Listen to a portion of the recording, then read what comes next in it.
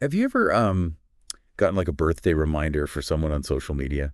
And this Yeah. one who's passed away. Oh, yeah. I got one the other day, and it really kind of stopped me in my tracks. Yeah. It's just so strange, like their digital self is just still out there, Yeah. completely unaware Right. that they're gone. It is a weird thing when you think about Because it. it's And it scary. really speaks to this larger question about how our digital lives, are changing how we think about death and how we grieve. Totally. I mean, we're so used to thinking about grief in the context of like a physical loss. Mm-hmm. But what happens when that loss occurs primarily online, Yeah. like in the digital realm? Yeah. So today we're doing a deep dive on this unique type of grief, and we're Yeah. going to be guided by this really thought-provoking blog post called The Digital Echo. The Digital Echo. That's such a good title. It really captures that lingering presence that people have online, even after they're gone. It really does. And the blog post kind of gets right into it. It talks about this concept of disenfranchised grief, Right. which is something that I think a lot of people listening may not even realize they've experienced. Yeah. A lot of people probably haven't heard of that term before. Yeah. But it's essentially grief that's not really acknowledged openly or socially supported. Right. So anyone can experience this. But it often affects people who are grieving a loss that others don't really recognize as significant, Okay. like losing an online friend, for example. And I can see how that can be really isolating, especially because with online relationships, sometimes the depth of that connection isn't visible to other people. Right. Like you were saying about that lack of social support. The blog actually gives this example of someone who found out that their friend had passed away through like a random social media post Oh, wow. instead of through more traditional means, which I think really highlights how disconnected these experiences can feel. Yeah. And that's actually what makes this type of grief so unique and honestly challenging, Yeah. because you don't have those shared physical experiences or even tangible reminders of the relationship. Right. So it can be difficult for others to empathize, Yeah. even though it's so real for the person grieving. And I imagine the grieving process itself is probably even more complicated Yeah. by the fact that you don't have those traditional avenues for support. Yeah. Like you can't, go to a funeral necessarily or share memories with other people who knew the person. Exactly. And that's such a good point, because like the rituals and condolences that we usually associate with grief just don't translate to online relationships in the same way. Right, you yeah. know? And there was this one phrase in the blog that really hit me. It talked about how people in this position can feel like a ghost mourning a loss that others can't comprehend or validate. Wow. And that's really what it is. It's Yeah. like this very isolating experience. It is. You're grieving both the person, but also this world that you built together online, That's very well said. which could feel insignificant to others. Exactly. And that feeling of invisibility, I think, just makes the grieving process even more difficult, Yeah. because you don't know where to go or who to turn to for support. So if those traditional avenues for grief aren't there again, what are some ways that people can cope with this kind of loss in a way that feels authentic to them? Well, the good news is that this blog post actually offers some really helpful advice. Okay. And the first piece of advice is pretty simple. Just acknowledge the connection. Acknowledge the connection. Yeah. But I feel like even that could be hard when you're struggling with whether the relationship was even valid to begin with. Oh, absolutely. It's really easy to downplay the significance of an online connection, Right. especially when other people are questioning it. But the blog makes this really important point. A connection is a connection. Right. It doesn't matter if it was formed online or offline. It's true. It's so easy to get caught up in what other people think and kind of minimize your own experience, Yeah. especially with something like grief. So acknowledging the connection, that's a good first step. But what then? Mm-hmm. How do you actually start processing those feelings when you can't, go to a funeral or share memories with other people who knew the person? Well, that's where it becomes even more important to find your own ways to grieve. Okay. The blog talks about this idea of creating your own rituals, Okay. even if they don't look like traditional grieving rituals. Okay.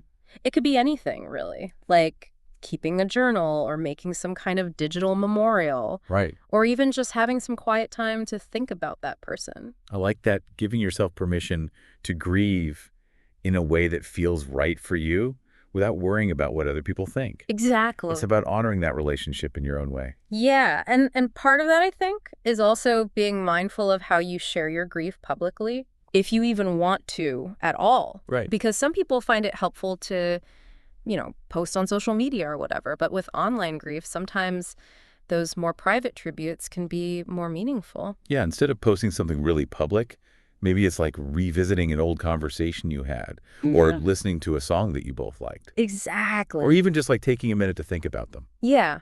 It's about keeping their memory alive in your own way, Right. without needing other people to understand it. It's interesting because grief in and of itself can already feel isolating. Yeah. And then when you add this layer of like not feeling comfortable sharing it openly, it's like this whole other thing. It is, and especially in a world where it feels like everyone shares everything online. Right.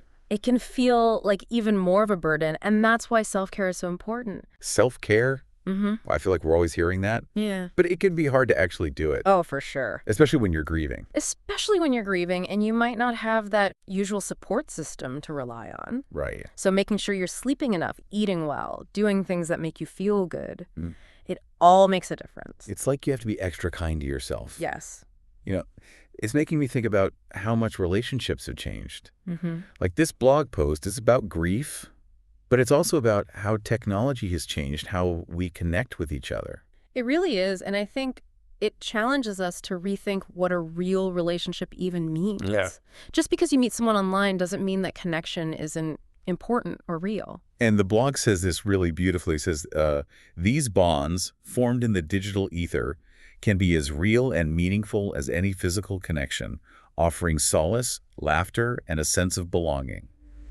It's so true because when you think about it, people form really strong bonds online. Yeah. They make friends, they fall in love. Right. To say that those connections aren't real is just ignoring a huge part of what it means to be human today. It's like the internet lets you find your people, even if you never would have met in person. Exactly. And that's why this whole conversation about online grief is so important. Yeah. Because if those relationships are valid, then we need to take the grief that comes with losing them seriously, too. It's like the online world isn't separate anymore. It's part of our everyday lives. Exactly. It affects how we connect, how we communicate, and how we grieve. And because of that, we need to be more open about how to deal with grief in this digital age. You know, it's funny, we were talking about those digital echoes earlier, and it made me think about this other term I've heard, digital legacy, Oh, yeah. and how that plays into all of this. It's an interesting concept, right? It's basically all the stuff you leave online after you're gone. Right. Your profiles, your posts, comments, everything. Like a digital footprint. Exactly. And it just makes you wonder, like, what happens to all of that? Right. Who controls it? Does it change how we remember people knowing that those pieces of them are still out there? It brings up a lot of questions that we don't really have answers to yet. Like, who owns that data? And what about privacy after death? Can you even have privacy after death? Right. And how do you manage someone's online presence after they're gone? It's like we need a whole new set of rules for the digital age. Yeah. Like, should people be putting instructions about their social media in their wills now? Should you delete everything or leave it up as a memorial? Right. It makes you wonder if knowing all of this will change how we act online now. It really does. Like, maybe we'll be more careful about what we post or what we say, Yeah. knowing that it could outlive us. It's a weird thought, but it also shows how powerful the internet is. Right. Even after you're gone, you can still have an impact on the world. That's a good way to look at it. Yeah. This whole conversation has been really interesting. It feels like we're all kind of figuring out this grief stuff in the digital age as we go. We are. And I think the most important thing to remember is that grief is different for everyone. Right. And whether it's from losing someone online or offline, it's real. Yeah. And you should deal with it in whatever way feels right for you. I love that. And as we wrap up this deep dive on grief in the digital world, it just makes you realize how important connection really is. It does. Even in a world that's so focused on technology, that human need for connection hasn't gone away. It hasn't at all. So as you're thinking about all of this, I want to leave you with one final thought. Mhm. What will your digital echo be? What will it say about the things that mattered to you in life?